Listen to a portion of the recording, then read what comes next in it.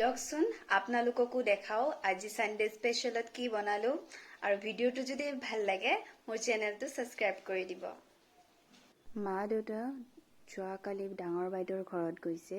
ভাইটি ঘৰত অকলে আছে, তো সেইকাৰণে ভাইটিক ভাত খাবলৈ মাতিলো। মই প্ৰথমতে দালি ধুই কেনে কুকাৰত বহাই দিলো আৰু মাংসৰ কাৰণে আলুখিনি ভাজি ললো। আলু ভাজা কেৰাহীতে মই পটল এটা এটাকে দি দিলো। পটলখিনি মই আগতে হালধি আৰু নিমখেৰে সানি ৰাখিছিলোঁ। এফালে মোৰ দালিও সিজি গ'ল। সিজি যোৱাৰ পিছত মই এতিয়া চম্বাজ দি দিম। চম্বাজৰ কাৰণে শুকান জলকীয়া আৰু পাঁচফোৰণ দি দিলোঁ। এতিয়া দালিখিনি দি দিলোঁ।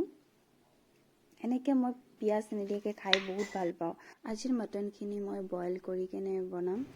কেৰাহীটো গৰম হৈ যোৱাৰ পিছত তেলখিনি দি দিলোঁ। তেল মই বেছি দিয়া নাই, কেতিয়াবা তেল অলপ দি কেনে খাই ভাল লাগে, বেছি হ'লে ভাল নালাগে তেল। এতিয়া মই ইয়াতে লং আৰু ইলাইচিখিনি দি দিলোঁ আৰু শুকান জলকীয়াও দুটা কাটি কেনে দিছোঁ আৰু তাৰপিছত পিঁয়াজ দি দিলোঁ। পিঁয়াজখিনি ভালকৈ ফ্ৰাই কৰি কেনে মছলাখিনিও দি দিলোঁ। আজি মছলাখিনি আগত ফ্ৰাই কৰি কেনে তাৰপিছতহে মই মাংসখিনি দিম। চাওকচোন মছলাখিনি কি ধুনীয়াকৈ ফ্ৰাই কৰি ল'লোঁ।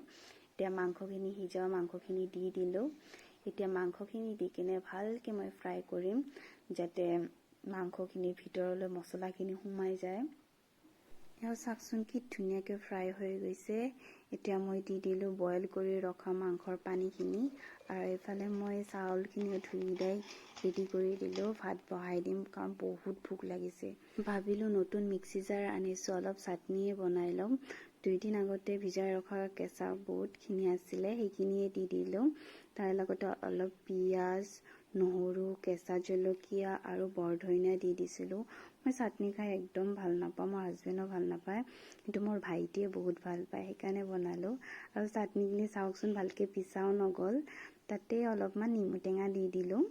নেমু টেঙা দিলে চেণ্টটো অলপ ভাল লাগে। আৰু চাওকচোন কিমান জোৰে বৰষুণ আহিছে। আৰু ইফালে মটনখিনিও ৰেডি হৈ গ'ল। এই বৰষুণৰ দিনত গৰম গৰম ভাতৰ লগত গৰম গৰম মটনৰ জোল খাই যে ইমান সোৱাদ লাগে। এয়া এতিয়া ভাইটিৰ কাৰণে ভাতখিনি ৰেডি কৰি দি আছোঁ। আৰু এনেকৈ মাজে মাজে ঘৰৰ মানুহ আহি থাকিলে মনটো ভালো লাগে। তো আজিৰ কাৰণে এইখিনিতে থাকিল। তো আকৌ লগ পাম এটা নতুন ভিডিঅ'ত।